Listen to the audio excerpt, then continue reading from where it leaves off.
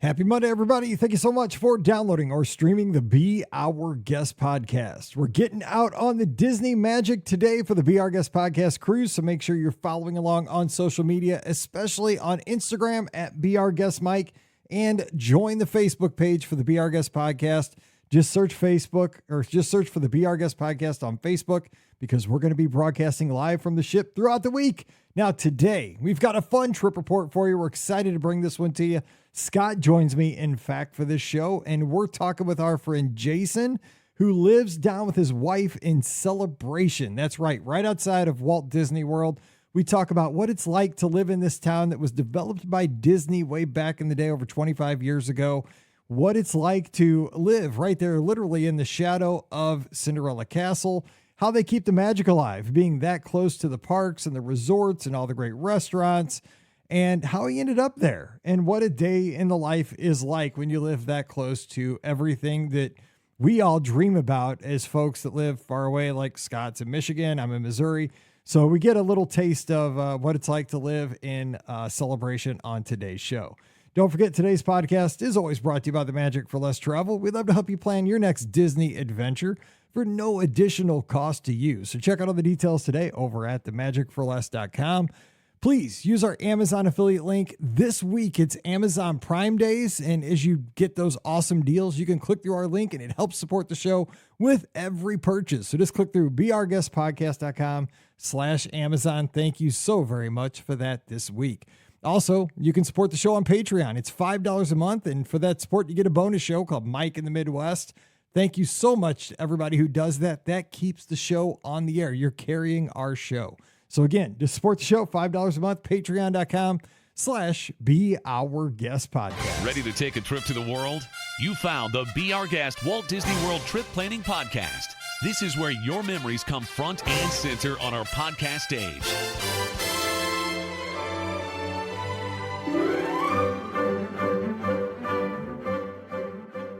Welcome to episode 2721 of the Be Our Guest Walt Disney World Trip Planning Podcast. I'm your host, Mike Rallman from beourguestpodcast.com and one of the senior agents over at the Magic for Less Travel. Happy Monday to you. Hope you're having a great week and had an awesome weekend. I'm glad to be here with you. We are going to have a bit of a different trip report show for you here. Of course, we recorded this one a little bit early because two of the three of us are currently on the Disney Magic, ported right outside of Nassau, Bahamas today, as you're hearing this show, having a great time on the Be Our Guest Podcast Cruise 7. So follow along on the social media because we'll be firing off some pictures, videos, maybe even some live streams throughout the cruise this week. So tune in for that. We're going to have a trip report, and this is one I've been wanting to do for quite a long time. And Scotty G's joining me today for this show. We're going to have a good time. So let me get him in here. Scotty G from Must See Adventures. Scott, hope we're staying out of trouble. We've been on the ship now about 24 hours. Hopefully having a good time. What's up? And I know that I'm already in love with this ship. And I know that I probably already had like 10 slices of pizza from Pinocchio's. And but should I do us like a Sorrento's tracker, like a Pinocchio's tracker that I did on a vlog series a while ago? I mean, it's kind of your thing on, Must See Adventures. I figured that would happen, right? You got to have a counter and maybe a backup, like accountability, like Ernst & Young, making sure this is legit. Absolutely. But yeah, happy to be here with our special guest today.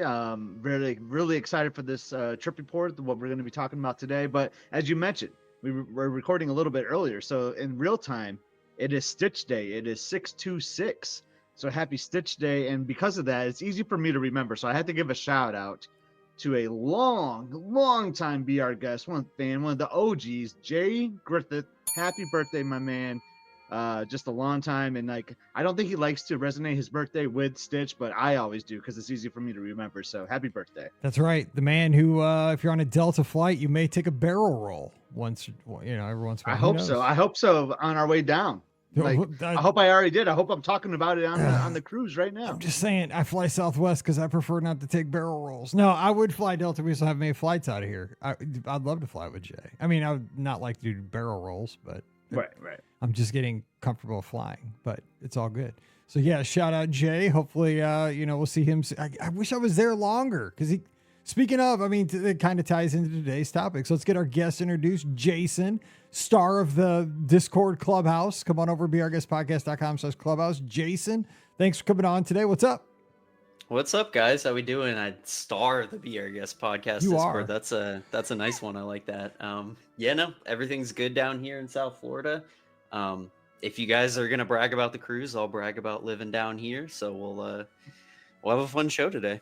So, again, thanks for taking the time to come on with us. And you are kind of the heartbeat of the Discord. And we appreciate that. You're always in there bringing the energy, bringing the knowledge, and you're kind of the boots on the ground and this is why really I wanted to talk to you about this, because you live in Celebration, which that's kind of what I want to talk about today, because the conversation for us Disney fans, Scott and I have talked about this for years, and it inevitably gets back, especially for people that are living in the North, not necessarily this time of the year, but talk to us in January, in February, in March. You know, this subject is way hotter on the stove, is that why do we not live down in Florida closer to the parks, because we love it so much? And you do. And I want to talk particularly about Celebration, but kind of, let me just get a little of your backstory like we do with other guests on Mondays. Like, have you always lived in Florida, and how did you particularly end up in Celebration? Yeah, so I grew up in South Florida, a little bit south of West Palm Beach. Grew up coming to the Disney parks in Central Florida for vacations and day trips. So very much grew up around Disney, grew up around, the other Central Florida parks. And then once I met Veronica, who was also in the Discord at Magic Carpet Guides, we were living close to Disney's Vero Beach Resort around there. And we would always come up and, come to the parks, whenever we could. But at some point we kind of looked at each other and said, well, we both work from home, we both have remote jobs, so we're not tied to an area. We're up here, whenever we can. So why not, see if we can move here? And one thing led to another, and now we're up here in Celebration. We've been here since November 2023, and we've loved it every second. It's been such a blessing to live here, and it's been one of our best decisions, just moving up here and being close to not only Disney, but just, stuff in Orlando in general. So let me ask you this. So Celebration particularly, because, there's a lot of places you could live around Disney. Like we spoke about Jay, the birthday boy here is recording today. They live right outside of the Magic Kingdom. I don't think they're in Celebration.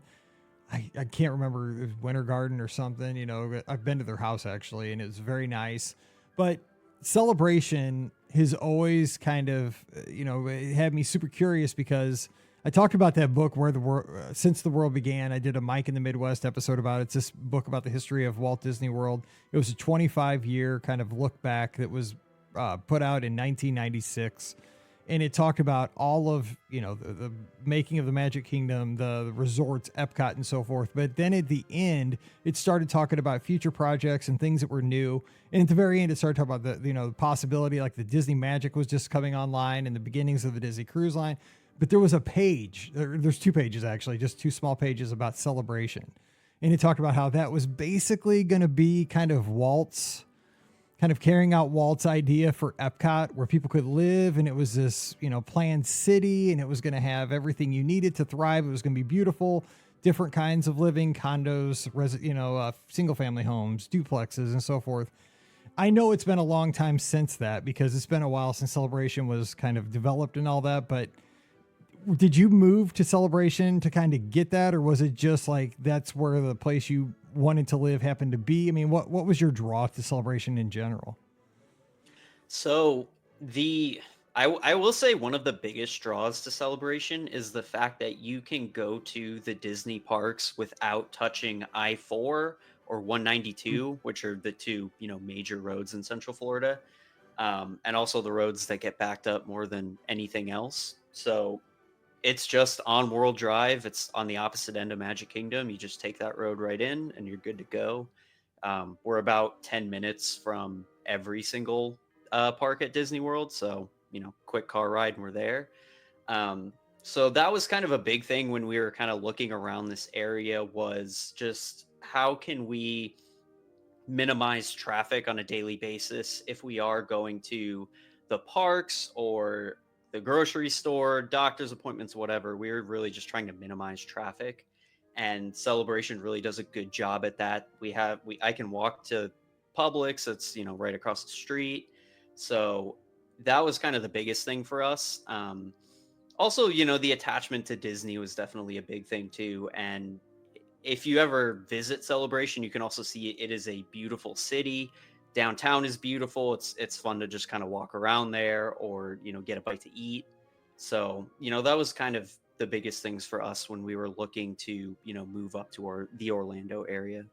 Now, Scott, have you ever visited Celebration? Have you ever made the journey over there? Because I haven't, and I regret that. Like, I've always wanted to get over there, but it's one of those things. Like, as a tourist, as many times as I've been to Walt Disney World, I've never found the time to like leave property and get over Celebration, even though I know I should have. You haven't either? I have not. I mean, maybe just to go to the Publix. I think I is that the Publix that we go? Talking about? Is that the one we go like, to? The one at the Chick-fil-A out there? Or no? I think we have been to that Publix. I just never been to like the downtown that Jason's talking about, which I've heard so many things about. Because I want to say, isn't there like and there might be multiple of these, but isn't there like a race that goes through there? Like, don't they do like 5Ks and stuff like in that downtown area? I want to say. Yeah, they have I know they have a marathon. I'm not entirely sure about any other distance, but I do know there's a Celebration marathon. You run around the city, you run around the like wooded boardwalk areas. So I've never done that, but we have heard of it. But that would be a great way to sort of see Celebration. And there you go, right there. Beauty. I can't imagine it's like super big of a town, right? So I feel like you see a lot of it, and then if you're doing a marathon there. Because or if you don't want to, hurt yourself while running, you could go to one of the restaurants. Mike, I was going to say Avocado in Celebration. I think you would absolutely love it. Mexican food. Oh, it's beautiful. It's so good. Now you're talking my love language. Scott would agree. So do we need to cancel our Mexican restaurant before the cruise, Mike, and go to Celebration and have a meal at Avocado? Hey, I'm all ready, man. I was gonna say, I think that'd be a good decision. I don't know. It's so good. Yeah. And Wade is here tuning in, our friend up in Nebraska on YouTube. So Celebration is great. Stay at the Marriott 4 to 5 times. Great running paths. So, and I think the thing is, and we have a town like this in St. Charles where I live in my county. It's called Newtown. And I think it's very similar to everything I've heard about Celebration is that it's a planned community, right? It's got everything, right? It's got a lake where there's recreation in the middle of it. It's got a few churches in there, but the thing is, there are strict rules on how every house in an apartment, and because there's pubs in there where they have, sand volleyball leagues, and you never have to leave this gigantic community. It's everything's walkable, and it sounds very much like Celebration. We looked at maybe moving there when we bought this house. It just wasn't in exactly the right part of town that we wanted to live in. But I was definitely drawn to it because of the whole Celebration thing. I was like, this reminds me of what I've always heard about Celebration. So it still has that magic though, that kind of, you could kind of feel that Disney developed, because I wonder how much of that is still there, decades later. You still feel that?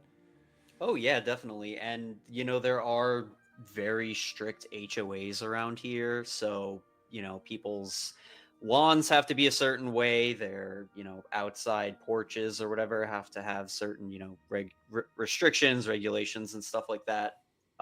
But I love running through downtown Celebration. It's so much fun. Just all of the homes, you see all these different style homes. A lot of them have those like wraparound porches. And then there's also a ton of wildlife too. So if you do end up running in Celebration, you might see a bunch of deer. You might see alligators in the lake. You might see, I haven't seen one, knock on wood, but there's bears sometimes here. That kind of scared me off the past week. So I've been running on the treadmill.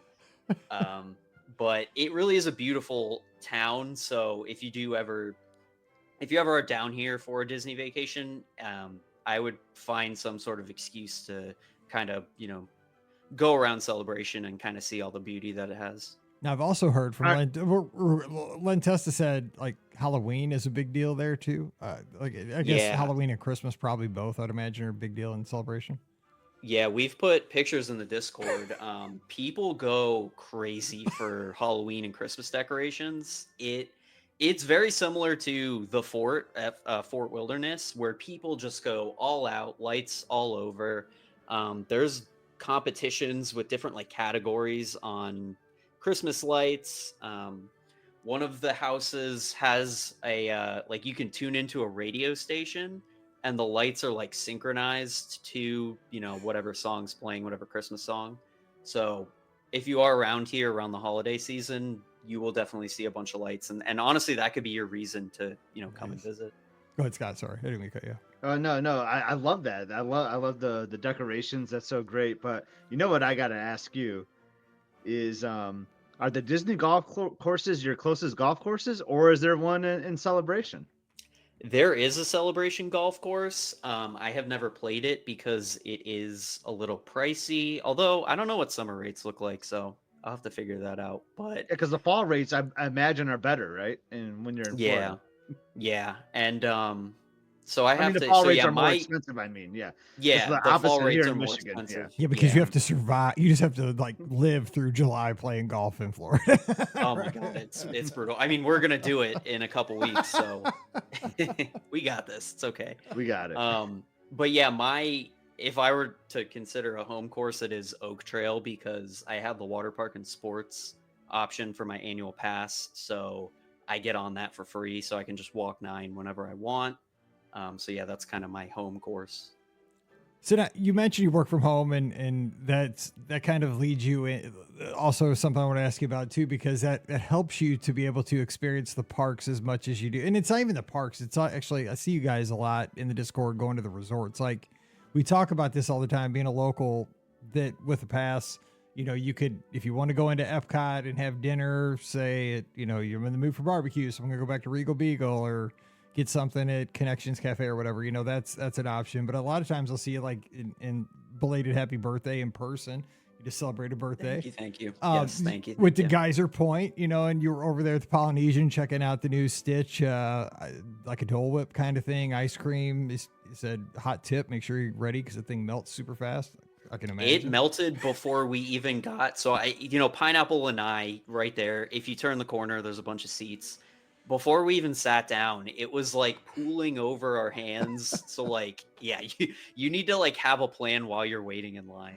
I love that. But I mean, because you do work from home, you get that opportunity. So just like share what a day in the life is like living there and working from home. Like, do you and Vern get a chance to just say, do you like the night before say, okay, I'm going to get up and we're going to try to, knock out everything on our to-do list early because there's something happened. Like today's, is recording Stitch Day. So maybe we want to check out an activity that's going on at the Poly. Maybe Stitch is going to be roaming around. Cause I saw Vern posted some awesome pictures on her Instagram or something like that. So like, how do you guys take advantage of your proximity, like in your everyday life? Yeah, it's definitely sort of like a day before, night before type thing. Like, hey, if we want to like go to a park or something, we may talk about, I might have to do something in the morning, and then in the afternoon we can kind of, cut out and go to the parks.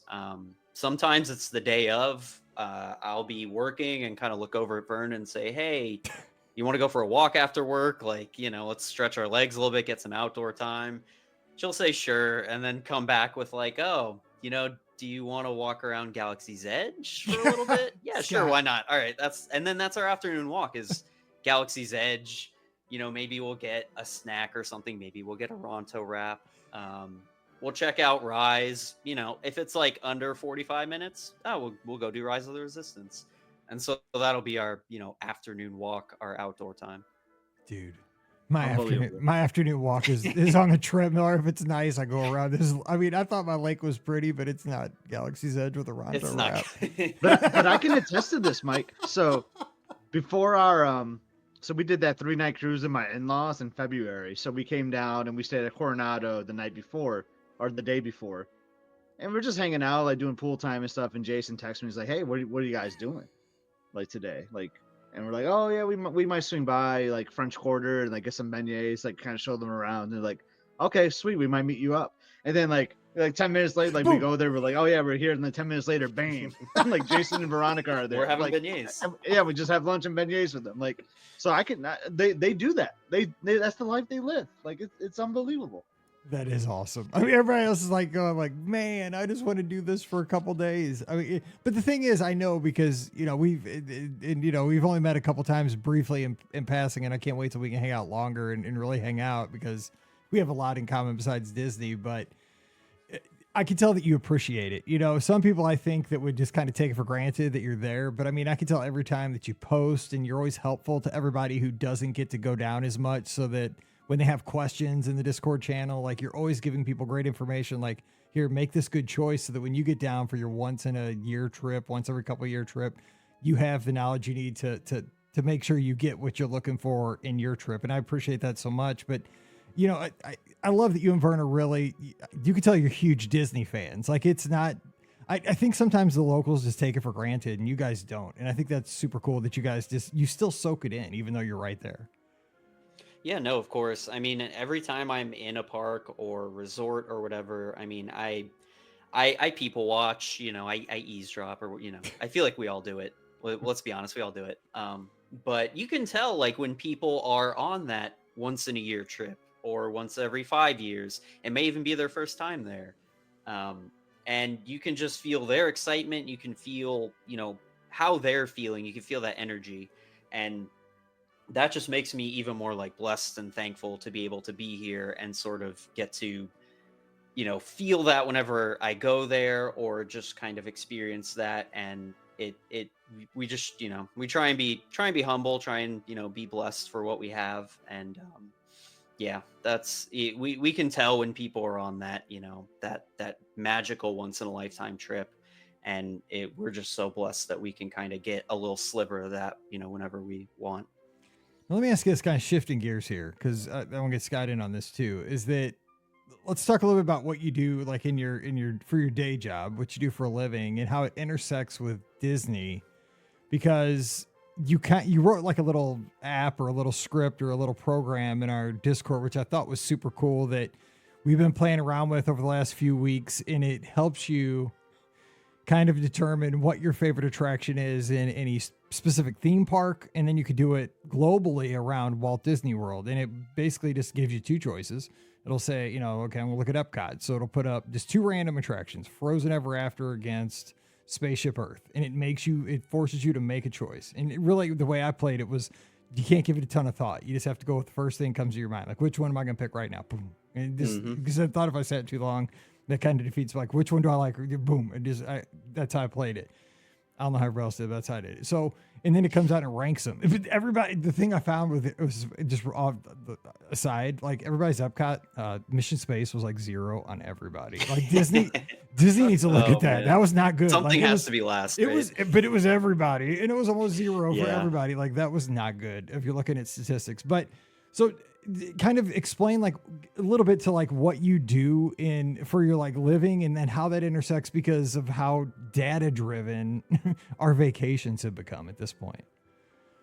Yeah, so I work in football data. My team helps with broadcasts on, you know, Sunday Night Football, Saturday college.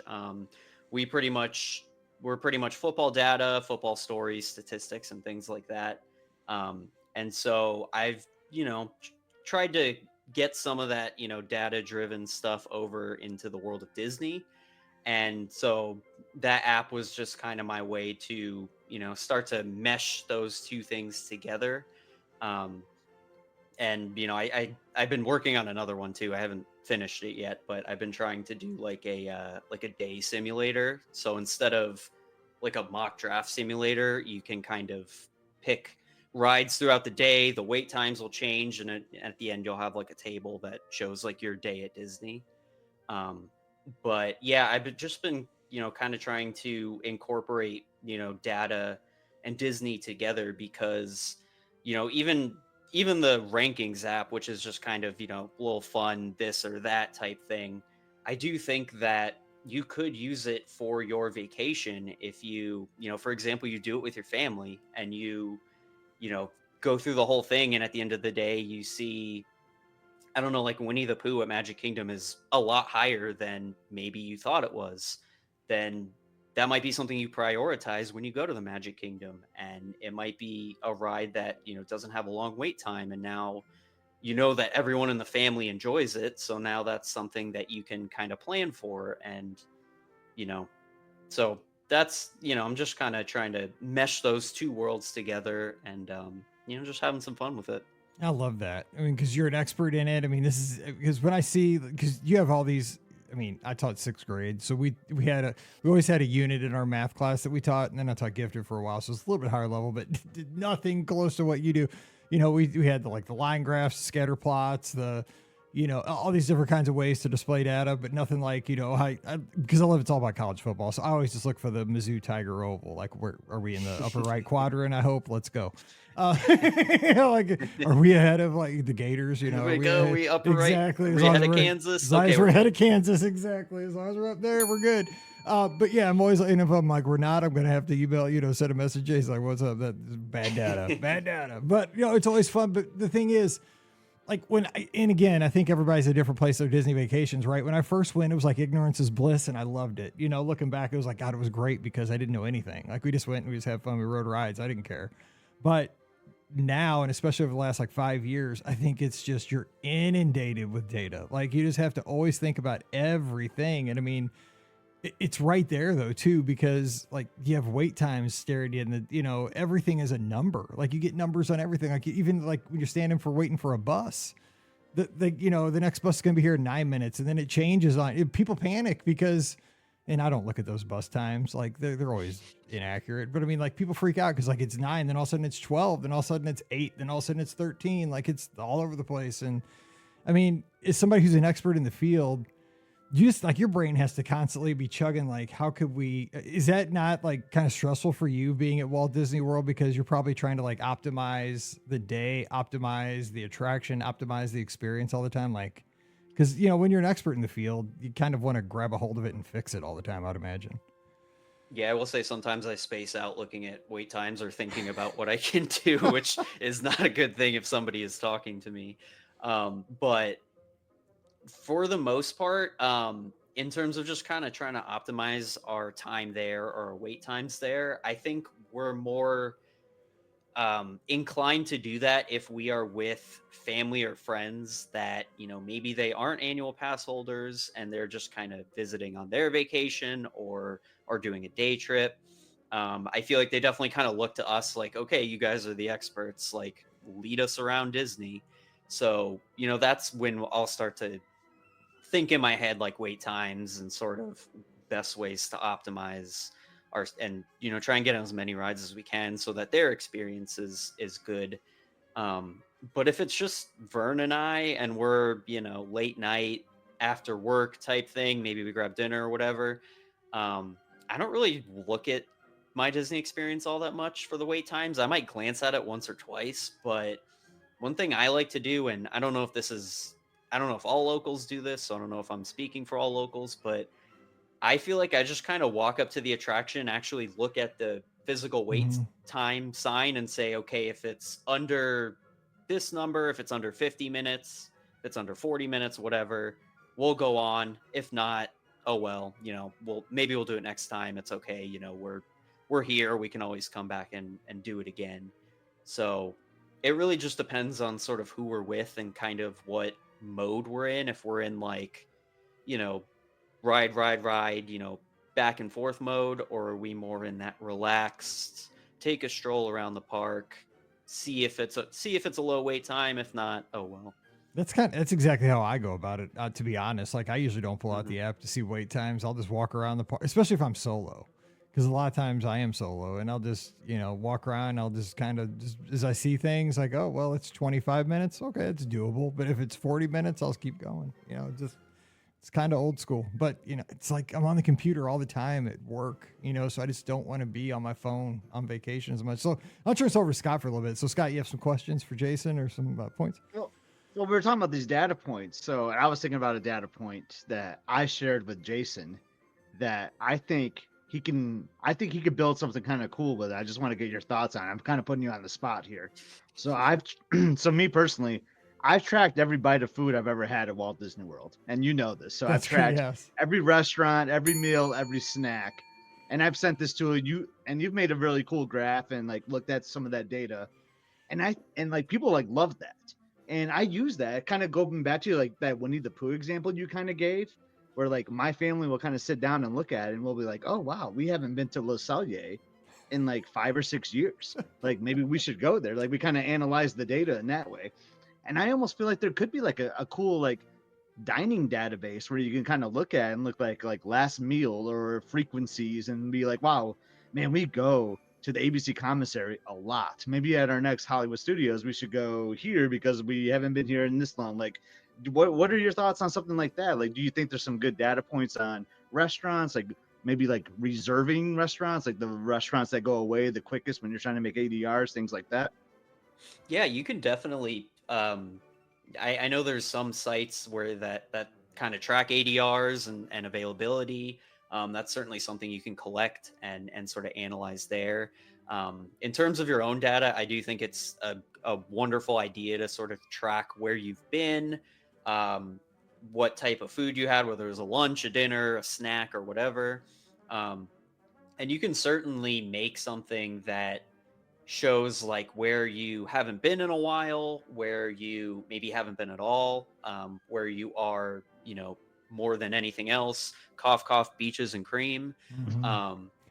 But And you there are a can lot. certainly track that. And I highly encourage, if you are coming down, I know it can be a little bit of a chore or sort of just remembering to log your information, but if you do and you are coming here, year after year, I think it's definitely beneficial, and it can help you either get new experiences or sort of hone in on the experiences that you like the most.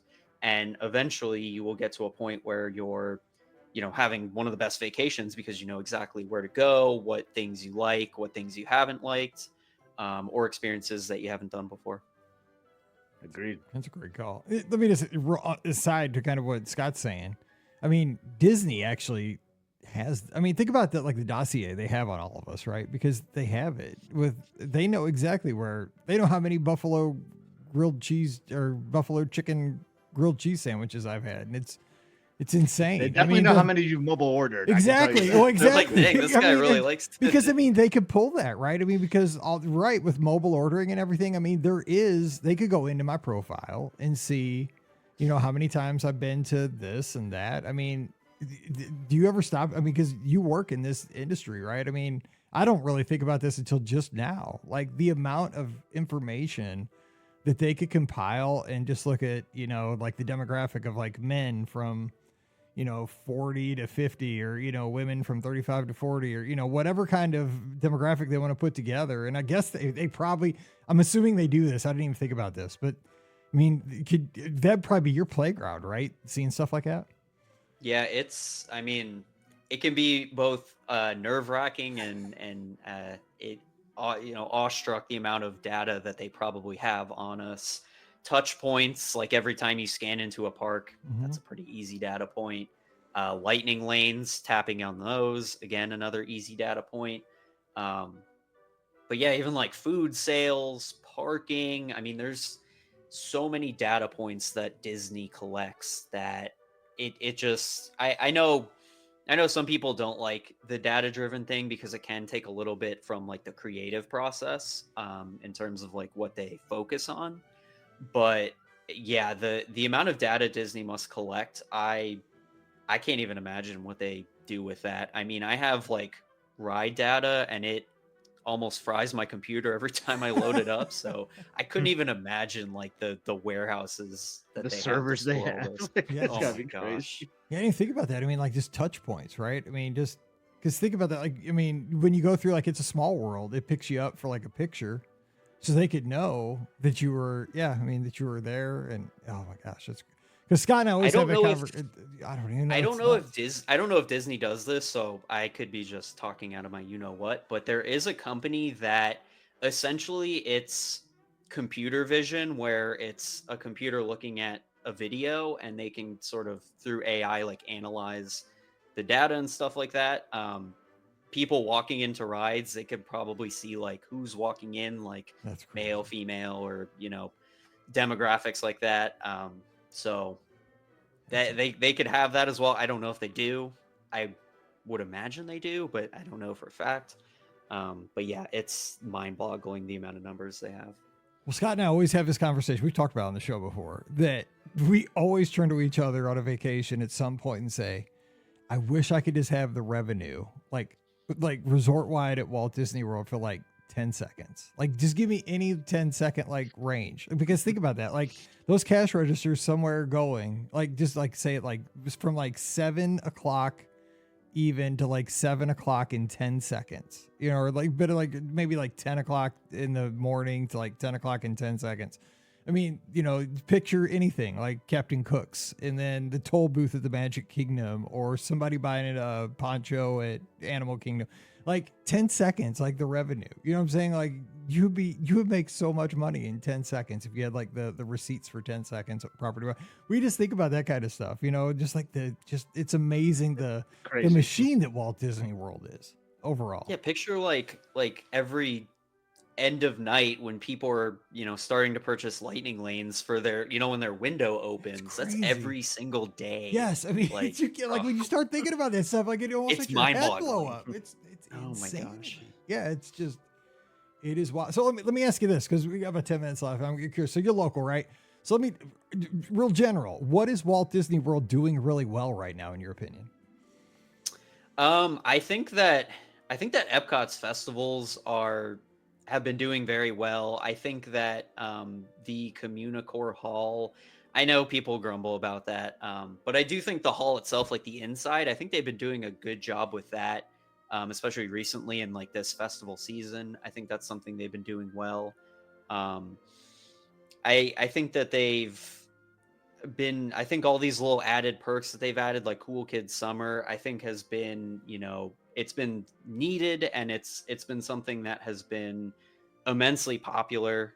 We've been to the Little Mermaid show at Hollywood Studios, and when you come out of that, you're right into that animation courtyard where Cool Kids Summer happens.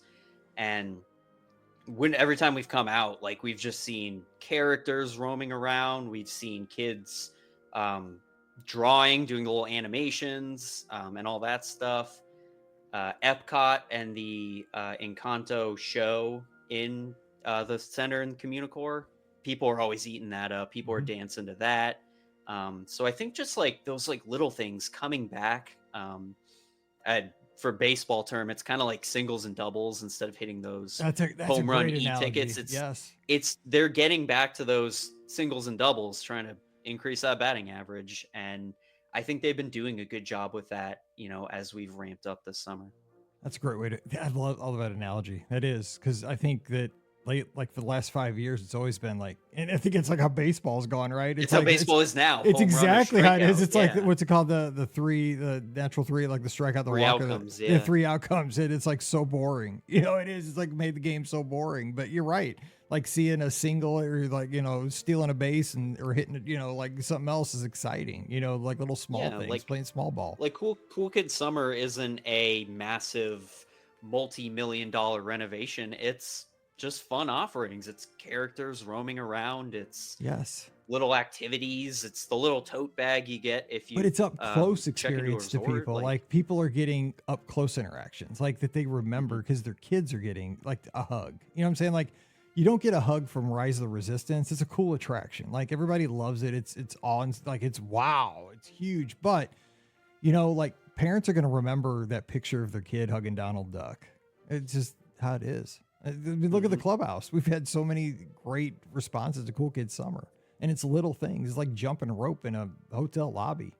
It's small things. That's the things as a kid you remember for whatever reason. You're like, oh, I remember jump roping with Donald Duck in my hotel lobby when I was 5 or something like that. It's stuff like that you remember, not necessarily like the time I rode Space Mountain. I don't know. Yeah. It's just those little things that really just drive home that Disney magic. Good point. All right, Scott, one last thing. Close out for us. I mean, I'm incredibly jealous at times, but like, as is the audience. But so Jason talked about like being born like in South Florida and then moving to Celebration.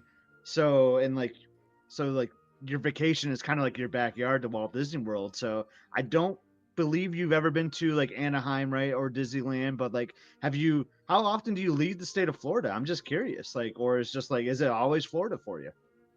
Funny enough, I've left a couple times. I think I've been on 3 flights in my life. Wow. High school trips, we've gone out of state. Yeah. For work, we're going to Cincinnati in a couple weeks, so be out of state there. We've talked about Disneyland. We're gonna get out there one day. It's just a matter of when. We want to go to Mackinac Island, or at least I do. I'm gonna speak for Vern. Mackinac Island. I hear they have great fudge. They also also have videos Scotty on G. that, and I was like, yeah, I'm sold. Awesome. But no, I would say 90% of my life has been Florida. So still not used to the heat. Never will be. But that's kind of where my second part was going to be, because like it's funny as a Michigander, like, you know, like I was like always used to the cold, you know, like, oh yeah, like I can bring home the 20 degrees, you know, but like I don't know, maybe it's like a getting older thing too, but like I can't tolerate it now, and I blame Florida. I blame like my trips to Florida now, that like, oh yeah, I can tolerate warmth better and can't deal with the colder temps. But sounds like you, as a lifelong Floridian, you still can't tolerate the heat though. So it's something that you can't plan enough for with the sun. You have to be on top of it. Shade, water, sunscreen, the whole 9 yards. You have to be fully prepared, and even then it's still going to kick your butt. There are days I will go out to run at 6:30, 7 o'clock and just be completely wiped out because it's still hot. It's still sunny. It's something that you can't really just be 100% prepared for. Like it's just gonna get you sometimes. Well, man, it's been great having you on the show today. Great getting to know a little bit more about Celebration, about what it's like living so close to Walt Disney World, and just getting to know a little bit more about you for our listeners. And we're going to have you on a Friday show here coming up. We're going to do a little odds maker, so looking forward to that. So appreciate the time. Where can people follow you, though, if they want to keep up with everything you're doing on social media with the college football stuff and the pro football stuff? Yeah, I mean, if you like football data, football graphs or anything like that, it's at CFB Numbers. For Disney stuff, I would highly recommend the Discord. I'll be in there. If you have any questions, I'll probably jump on it. Somebody else will jump on it within an hour. Like, if you have any questions, we'll take care of you. We also would love to see your trips. Update us on what you're doing during your trips. It truly is one of the best spots to hang out if you're a Disney fan, if you're just trying to, talk Disney to any of us. It's so fun. Appreciate that. Yeah, definitely. I can't recommend the Discord enough. And it's like sneaky during sporting events. It's like the sneakiest little best hangout for sports fans. It really is. It's like the smartest sports fans, because like I used to hang out on Twitter all the time, like during sporting events, but it's like a mess. So like you just go in there, like if you want to hang out with like 10 or 15 people that are super smart about like, if like the Masters is going on or the NBA finals or what, like, it doesn't matter, Stanley Cup finals or the Indy 500. It's like, there's always smart sports fans in there. We have a sports channel. It's wild. It's like, I tell my wife, it's like the most hidden secret of the whole internet. It's crazy. It's great because you can like talk sports. We could be NFL draft, like, oh, I can't believe this guy was picked. I can't believe this team picked this guy. And then you could go to another channel and talk about, I don't know, dining reservations and what is Sebastian Bistro like? Like, has anyone been there? And you could talk about that, or you could talk about Epcot. It's seriously like is mind-boggling to me. Because this is a Disney like Discord, right? Like these are Disney fans, and I'll go into that sports channel. And you got people talking about the 4th round draft pick from 1998 and what the impact had on this, like, and like, oh, I remember like the height that he jumped. He ran a 4.8, and I just like, how do these people know like all these analytics about every athlete of all time? Oh my god, that's what I tell Pam. I'm like, it's the insane. sneakiest like best little, sports place on the internet. Like it's in a Disney Discord. I'm just saying, jump in there. And everybody's so fun. So just come on over. It's beourguestpodcast.com/clubhouse. Free for everybody. We'll see you there. All right. Don't forget, our show is brought to you by the Magic for Less travel agents are standing by. Even though I'm out of town, Ben is covering for me, so he'll take good care of you. Check out all the details for your next Disney adventure over at themagicforless.com. Please also use our Amazon affiliate link, beourguestpodcast.com/Amazon. This week, bad timing for us is Amazon Prime, or what's it called? Prime Week? Prime Week. It's a Prime Week. I just say that right. It's July 8th through the 11th. So if you're going to do that, get those Prime deals, please use our Amazon affiliate link too. It's beourguestpodcast.com/Amazon. Well, I guess it's over now. Well, you can still buy your stuff if you missed it. And let's see, because I can't remember when these shows are coming out. Don't forget, you can all support us on Patreon. It's $5 a month, and you get a bonus show called Mike in the Midwest every week. So come on over for that. Thank you to everybody who supports us over there. It's patreon.com/BeOurGuestPodcast. You can follow me on social media at BeOurGuestMike. That's on X.com, Instagram, and Threads. Scott is at EpScott, same place as EPSCOT, but the place you got to follow him is Must See Adventures, where we're getting lots of adventures for the vlog this week on the Disney Magic. But Scott, what is on the vlog right now as people are checking it out on YouTube? We're getting spending a lot of time at Aulani right now. So if you've been curious about what's going on at Aulani or the island of Oahu in Hawaii, now's the time to like and subscribe and tune in. My goal, Mike, was to get 2 episodes to drop while we were gone. And little inside baseball, it takes a long time to edit these episodes, a lot of effort. So I'm probably going to get 1 to drop, and it might be today. Actually, it might be the time that we drop this episode today. So surprise, we are going to give you an episode. And you know what? We do a lot of fun stuff on this channel. And guess what? We're going to tour a grocery store. Like we went to go get some gas in the car because we've been driving all over the island. Is it a grocery store? Or is it one of those ABC places?